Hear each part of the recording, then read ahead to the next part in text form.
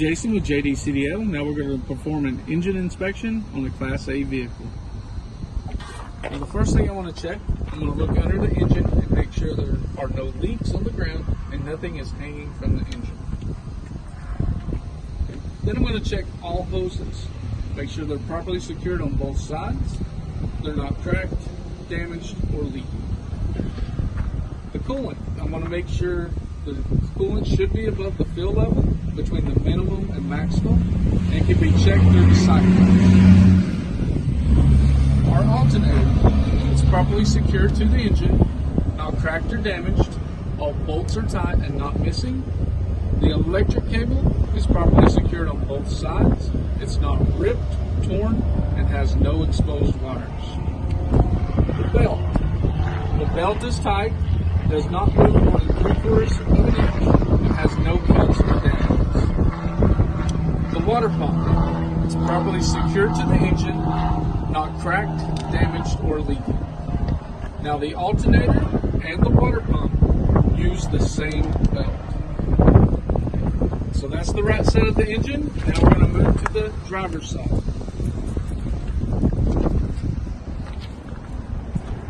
On the driver's side, we're going to make sure all hoses, they're properly secured on both sides. They are not cracked, damaged, or leaking. We'll check the oil. I will check the dipstick to make sure the fill level is between the minimum and maximum. My power steering fluid, it should be above the fill level between the minimum and maximum. Now the steering fluid hose, the hose that goes from the power steering fluid to the pump is secured on both ends, no damages or leaks. The steering pump is gear driven. The air compressor is also gear driven. It's properly secured to the engine. There are no cracks, damage, or leaking. All the bolts and the fittings are tight and not leaking. The steering column, it's properly secured on both sides. It's not cracked, damaged, or bent. The U-joints are properly secured and tight, not cracked or damaged.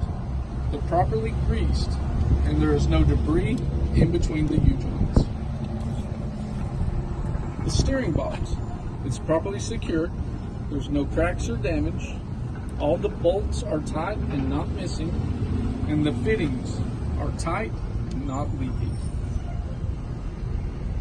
The 5 steering arms, 1, 2, 3, 4, and 5, are properly secured on both sides, not cracked, damaged, or bent. They're properly greased, and all castle nuts and pins are tight and not missing. Now I'm going to check my axle. Start with the suspension. I'm going to start with my springs. They're properly secured on both sides. They're not cracked or damaged. None of them are missing, and none have shifted. Both of the spring brackets are properly secured on both sides. They're not cracked or damaged, and all bolts and nuts are tight and not missing. The U-bolts are properly secured on both sides, not cracked or damaged. All nuts on are tight and not missing.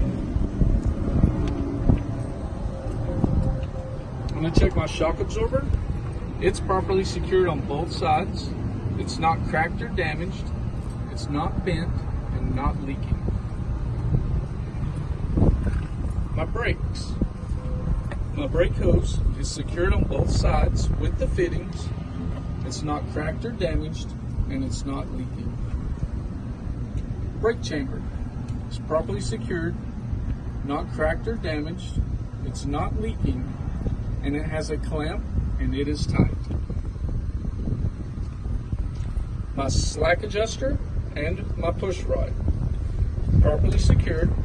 It's not cracked or damaged, has no missing parts, and it should not move more than 1 inch with the truck brakes released. Then I'm going to check my brake pads and drums, make sure they're properly secured, not cracked or damaged, they're not worn, and there's no liquids on them. Now my tires. The tread must be more than 4/32 of an inch. The tire is evenly worn with no cuts, damage, or bubbles. The tire wall has no cuts, damage, or bubbles.